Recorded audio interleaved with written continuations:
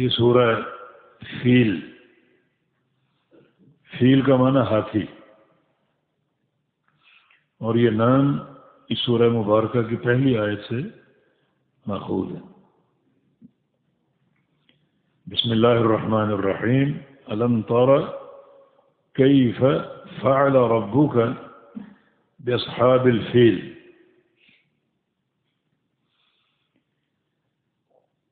کیا نہیں دیکھا تو نے، یہ برائے استفہام، کیا، لم نہیں، یہ کلمہ نفی، ترى رؤیت سے دیکھنا، کیا نہیں دیکھا تم نے، کیف فعل ربک، کیسا کیا تیرے رب نے، کیسا برتاؤ کیا تیرے رب نے، باصحاب الفیل، ہاتھی والوں کے ساتھ۔ اصحاب صاحب کی جمع، الفیل ہاتھی، کیسا کیا تیرے رب نے ہاتھی والوں کے ساتھ۔ اس سے مراد وہ لوگ ہیں جو ابرہ بن صباح الاشرم کی قیادت میں بیت اللہ کو ڈھانے آئے تھے۔ یہ ابرہ، اس نے یمن میں بیت اللہ کے مقابلے میں ایک سمجھے کہ اپنا کعبہ تعمیر کیا تھا، اور اس کے دو مقصد تھے کہ جو عرب کا حج ہے، جو مکہ مکرمہ کا بیت اللہ کا، اسے پھیر کر یمن میں منتقل کیا جائے، بجائے اس کے کہ لوگ مکہ حج کرنے جائیں یمن آئیں۔ تو اس نے ایک عالی شان عمارت بنائی تاکہ جو حج ہے وہ مکہ سے یمن کی طرف منتقل کرے۔ دوسرا مقصد اس کا مادی تھا، دنیا کی محبت، اور ظاہر ہے کہ کفار ان کا موضوع حیات دنیا ہوتا ہے، پیٹ، بطن اور ما تحت البطن، پیٹ اور پیٹ کے نیچے کے اعضاء، اور ایک مومن متقی اس کا موضوع بطن ہوتا ہے، لیکن بطن کے ساتھ ما فوق البطن، دل کا تزکیہ، روح کی جلا، اخلاص، تعلق باللہ، انابت۔ تو ان کا مقصد کیا تھا کہ وہ جو بیت اللہ میں لوگ حج کرنے جاتے ہیں اور دوران حج وہاں کی تجارت بڑی قوی ہوتی ہے اور خوب خرید و فروخت ہوتا ہے، یہ سارا یمن میں ہے، اور یمن ایک تجارتی منڈی کے طور پر معروف ہو، یہ اس کا مقصد ہے۔ یہ ابرہ بن صباح الاشرم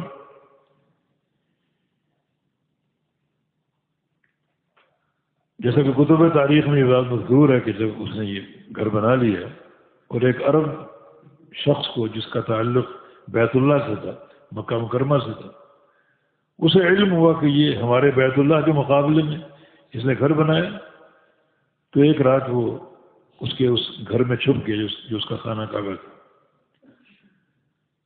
اور رات بھر جو سلوک کر سکتا تھا اس نے کیا، اندر پیشاب بھی کرتا رہا، غلاظتیں بھی کرتا رہا، ڈھیر لگا لیا اس نے۔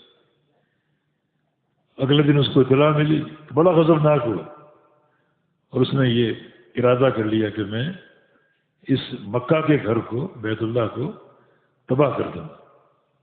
چنانچہ اس کا تعلق نجاشی کے ساتھ بھی تھا، اس کو اس نے اطلاع دی کہ یہ گھر میں نے آپ کی شایان شان بنایا ہے، تو مجھے ہاتھی چاہیے تاکہ میں اپنے لشکر کو ساتھ لے کر نکلوں اور اس گھر کو مسمار کر دوں، تباہ و برباد کر دوں۔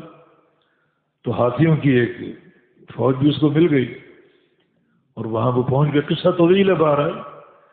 تو اللہ تعالیٰ نے ابرہ اور اس کے ہاتھیوں کو تباہ و برباد کر دیا، اور جو اس کے ارادے تھے وہ خاک میں مل گئے۔ تو الم ترى، کیا نہیں دیکھا تو نے، کیف فعل ربک، کیسے کیا تیرے رب نے اصحاب الفیل کے ساتھ، ہاتھی والوں کے ساتھ، الم یجعل کیدہم فی تضلیل، کیا یہ آخر حرف استفہام لم حرف نفی، کیا نہیں یجعل کیا کیدہم ان کے مکر کو اور ان کی سازش کو فی تضلیل ناکامی میں، جو ان کا مقصد تھا اس کو اللہ نے ناکام نہیں کیا.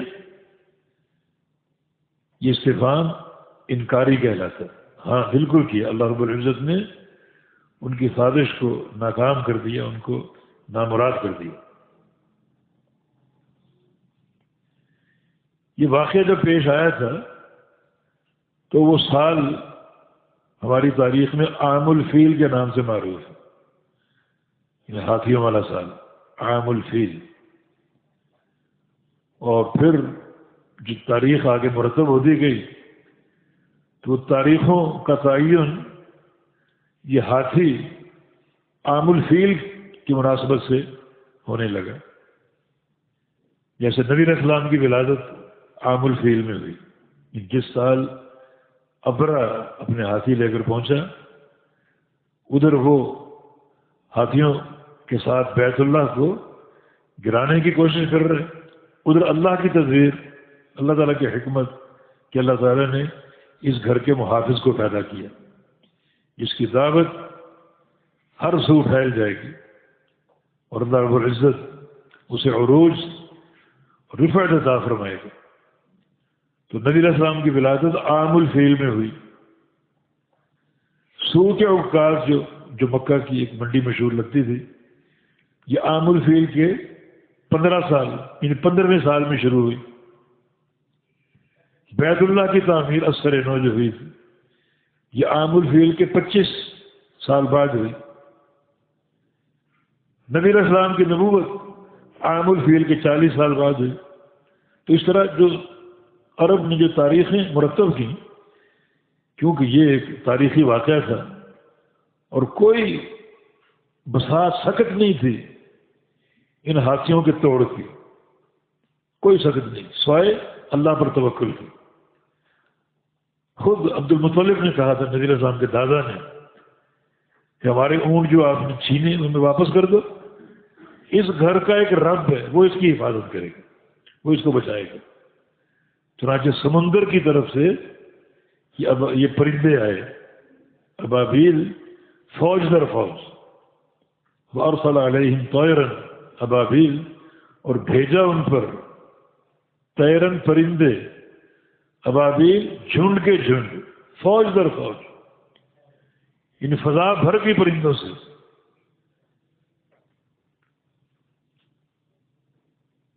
اللہ رب العزت نے پرندوں کو اپنے فوجی کے طور پہ استعمال کی، حالانکہ پرندے ضعیف کمزور. ترمیہم،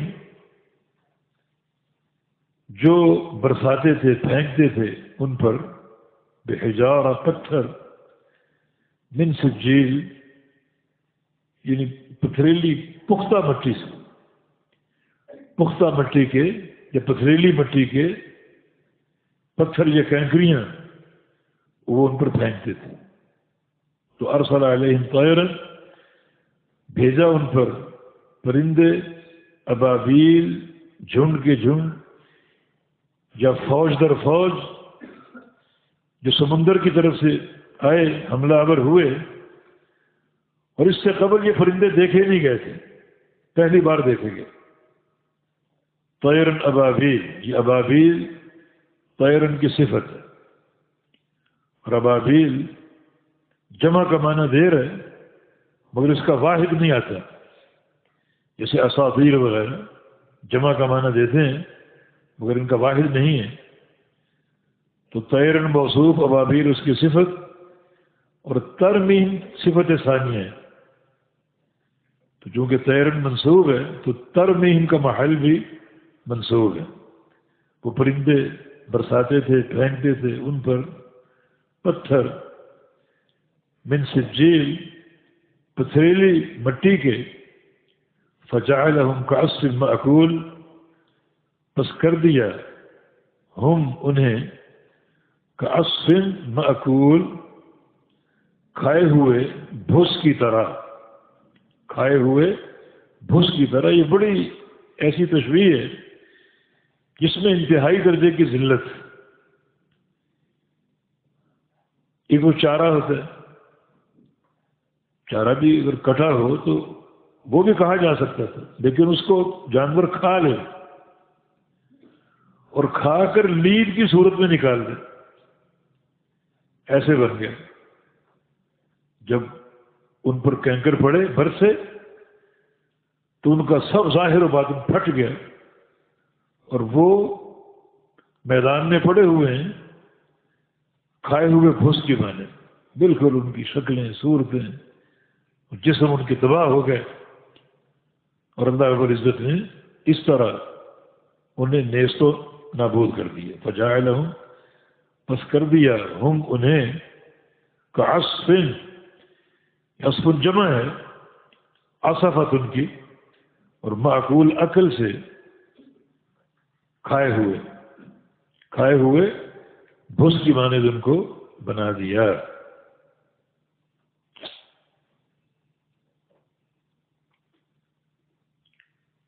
یہ سورہ مبارکہ، اس میں اگر جو کفار قریش تھے یا جو بھی دنیا کے کفار موجود تھے تھوڑی سی عقل ہوتی تو اس ایک سورت کا نزول ان سب کی ہدایت کے لیے کافی ہوتا کہ اللہ کے نبی اس سال پیدا ہوئے تھے اور اس قصے کی خبر آپ دے رہے ہیں، مانا آپ کا تعلق وحی الہی کے ساتھ. پتہ خبر آپ کو کہاں سے؟ اس سال تو آپ پیدا ہوئے تھے. اور ایک نو مولود کو اپنے حالات کا، اطراف کا کیا علم ہوتا ہے، کیا احساس ہوتا ہے، لیکن آپ کا یہ خبر دینا اس بات کی دلیل ہے کہ آپ کی نبوت سچی ہے، حق ہے، اور اللہ کا پیغام، اللہ کا کلام آپ لوگوں کو سنا رہے ہیں. دوسری بات یہ، جب مکہ فتح ہوا تو رسول اللہ صلی اللہ علیہ وسلم نے اسے بھی نبوت کی صداقت اور صحابہ کے اخلاص کی دلیل بنایا کہ ان اللہ حبس عن مکۃ الفیل وسلط رسولہ والمؤمنین. جس اللہ نے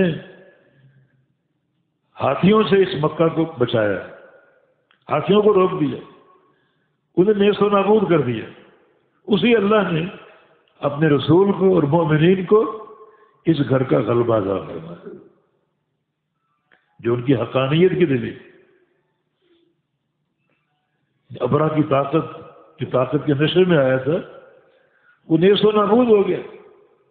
آگے ہم پڑھیں گے کہ یہ بات قریش کے لیے ایک اہمیت کا باعث بن گئی. آگے سورہ قریش میں یہ دو چیزیں ہیں، ایک نبی علیہ السلام کا اس حادثے کی خبر دینا، حالانکہ اس سال پیدا ہوئے تھے، تو مانا آپ اپنی طرف سے بات نہیں فرما رہے، اللہ تعالیٰ کی وحی اور اس کا کلام پیش کر رہے. اور دوسرا یہ کہ ابرا، اس کی طاقت، اس کے ہاتھی، اس کے فوج، اللہ نے انہیں مکہ سے روکا، مگر اپنے رسول کو مکہ کا غلبہ جو ہے وہ عطا فرمایا، جو ان کی نبوت کی صداقت کی دلیل ہے. اور اگر وہ لوگ غور کرتے تو یہ دو باتیں ان کے سمجھنے کے لیے کافی ہوتی اور قبول حق کے لیے کافی ہوتی. قرآن کریم کی یہ تین صورتیں جو ابھی ہم نے پڑھی، یعنی پچھلے ہفتے ایک صورت پڑھی، دو آج پڑھی، تو ان کی ترتیب میں بھی ایک حکمت ہے.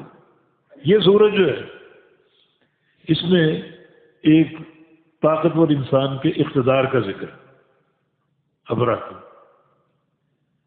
جو لوگ یہ سمجھتے ہیں کہ غلبے کے لیے، سطوت کے لیے، شہرت کے لیے، ناموری کے لیے اور کامیابی کے لیے اقتدار ضروری، کرسی ضروری ہے، وہ اس صورت کو پڑھ لیں.